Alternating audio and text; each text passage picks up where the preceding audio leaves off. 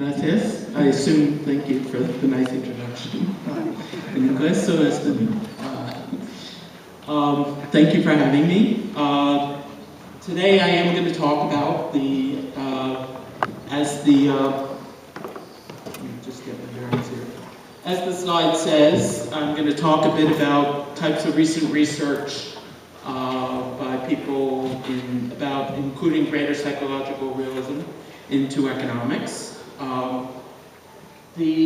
What I'm going to talk about today is to try to give you a brief introduction to the nature of this recent line of research by people, my particular tastes and spin on it, and then talk through a couple particular biases to give you an idea of the type of things that we are doing.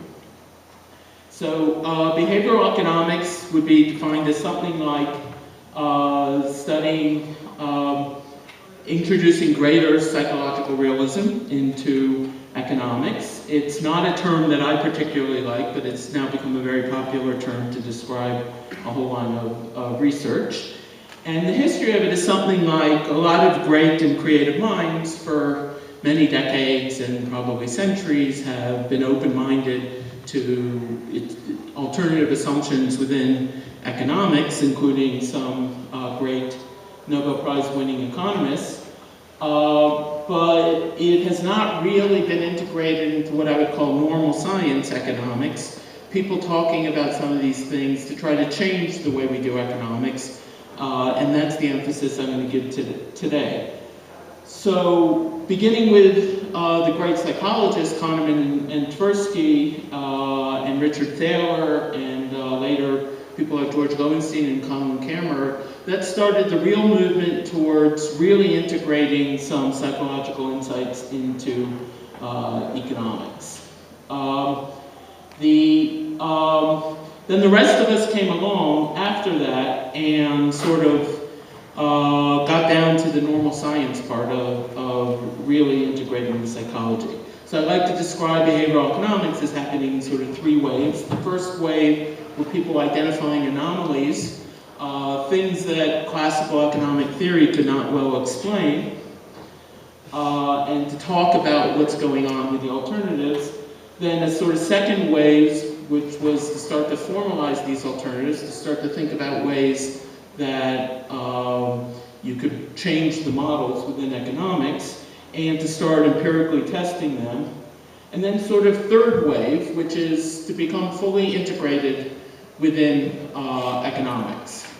And the model I have is that we are now in sort of the third wave, where we have all the goals of standard economic models, but we want to include, improve the realism of those models. And I see this as something akin to what happened with information economics and game theory and so forth. Long before you all were born, it was considered radical to assume anything but perfect markets or to assume anything but complete information. And people said the alternative is not really economics and so forth. And nowadays, with your training, you have no idea why people considered it not part of economics.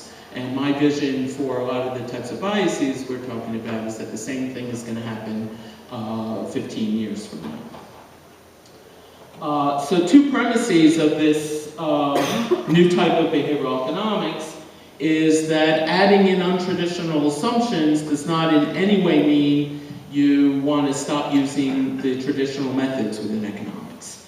So using formal mathematical models, statistical tests, field data, caring a lot about having parsimonious, simple models that have a lot of portability and you can apply across situations. That's not always possible with some of the new assumptions, excuse me, but for the most part, it is.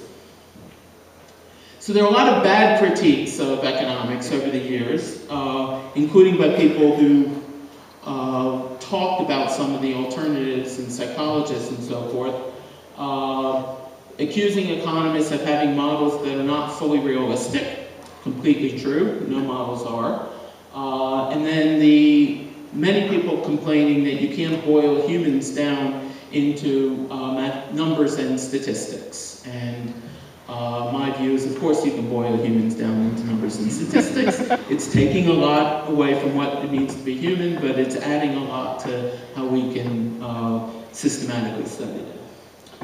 So all models are false, and accusing a model of being false is not a source of insight in my mind, but rather what you want to do is try to improve models. You don't like models when they're really, really false, and they're misleading, and they have little insight, but you have to live with simplifications. So I'm friends with many psychologists. I've learned a great amount from psychologists over the years, but there always comes a part of our conversation where every time I try to take their research and to put it into economics, I get told, no, that's not exactly it.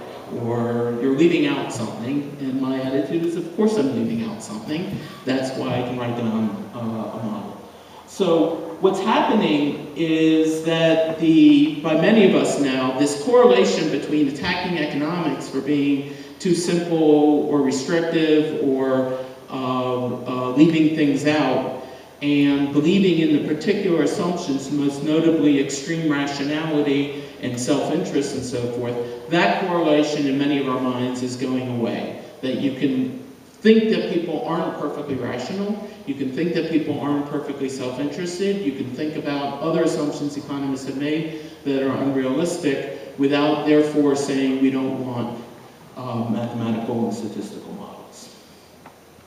The second thing is there's incredible insight in terms of the validity of traditional economic assumptions. So one of the things that's always driven me crazy about criticisms of economics is the correct accusation that people are not completely rational being wrapped up with the accusation that rationality is not insightful or useful assumption. So to annoy psychologists in front of them, I like to tell them the single best psychological assumption you can make about humans is that when something becomes more costly, people do less of it, namely price theory. And if you leave that out of your economic models, the idea that people weigh costs and benefits, the idea that when prices go up, people buy less of it, you do so much damage to economics that it's not worth it. My view is that the world at large believes too little in rationality, not too much. But within economics, economists have clearly believed too much in rationality, and so we want to modify it. Okay. So how can greater psychological realism improve economic analysis? The most classical example, for very good scientific reasons, that it started out this way, is to find examples of things that economists had considered a puzzle already. So famously, things like the equity premium puzzle and so forth.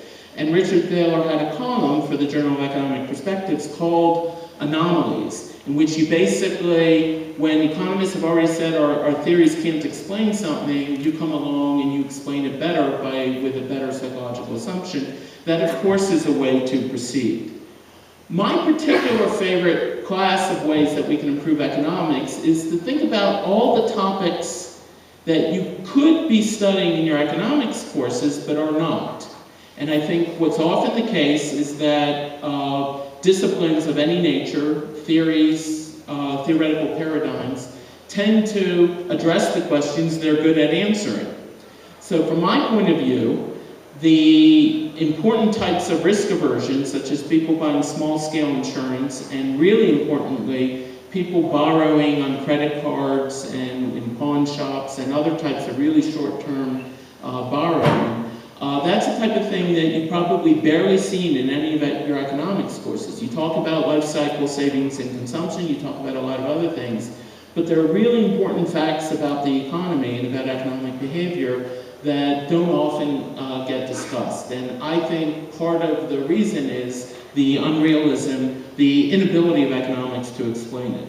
So I like to introduce some of these assumptions to sometimes go back and ask some what I consider basic economic questions that we can do better with these new models. Okay. So my prejudices I've already revealed, which is to use theory. I'm going to talk today about things that tend to be rather than experimental economics, which is, for good reason, has become very popular, or testing people in the laboratory. I like to emphasize types of theories that you can use sort of classical economic evidence, empirical evidence for, so regressions and observational data. And in fact, in many ways, I believe that behavioral economics is leading to a resurgence of what I would also like to see, which is a reintroduction of theory into a lot of empirical research.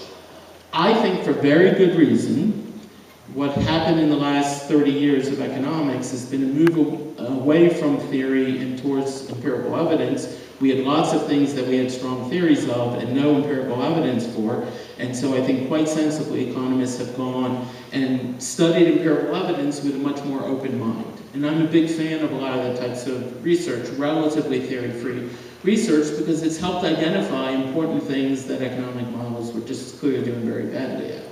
And being unrestricted to just look at things that the theory predicts can be damaging to seeing what's in front of your eyes. Nonetheless, what I would like to see is a reintroduction of theory into empirical research.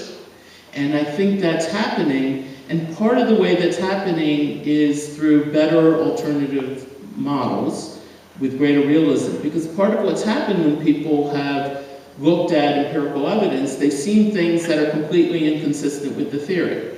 Now, what do you say when you see something completely inconsistent with the theory? You say, well, this is completely inconsistent with the theory, but quite often you just have to stop studying it then if you don't have an alternative theory that helps you guide your interpretation of the evidence. So I think what's happening is a lot of the models, including one of the models I'm going to talk a lot about today, have really come into their own by reinvigorating a lot of empirical economics with greater theoretical structure to them. Okay, so today I'm going to talk about two errors that people make, two ways that people are boundedly rational, depending on how you define it, but two departures from pure rationality. But one thing I want to point out to you, that a lot of behavioral economics is against the stereotype, not about irrationality. Most of my research, for instance, is on introducing greater realism to the assumptions we make about people's preferences.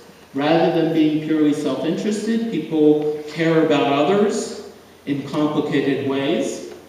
And rather than caring about absolute outcomes, people care a lot about gains and losses and reference points and contrast, not just what outcome they get or how rich they are, but how rich they are compared to what they expected. Not just how much they paid for a good at the store, but how much they're paying compared to what they expected. That type of thing is largely rational or can be talked about as just changed preferences.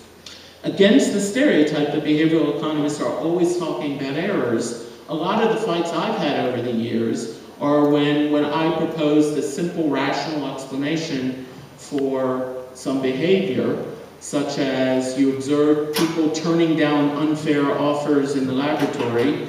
If I offer to split $20, $17 for me and $3 for you, most subjects in experiments will turn that down. And I wrote down a formal model of that, and I thought economists would be all very happy that we could model that as utility. The reason you're turning it down is you think I'm a jerk, and you're going to punish me, and you're willing to sacrifice $3. To my complete surprise, many economists resisted that and said, no, it's bounded rationality, it's an unusual situation, you didn't realize you were giving up the money, and so forth. So I thought it was straightforwardly rational behavior, and many economists resisted it as because it didn't meet our models of self-interest, it couldn't possibly be rational. So I like to joke, but it's, I think, darkly true that many economists confronted with data where they had to either give up self-interest or give up rationality, for some reason it was rationality they wanted to give up rather than self-interest. So I never figured out quite what that means, but it's the case.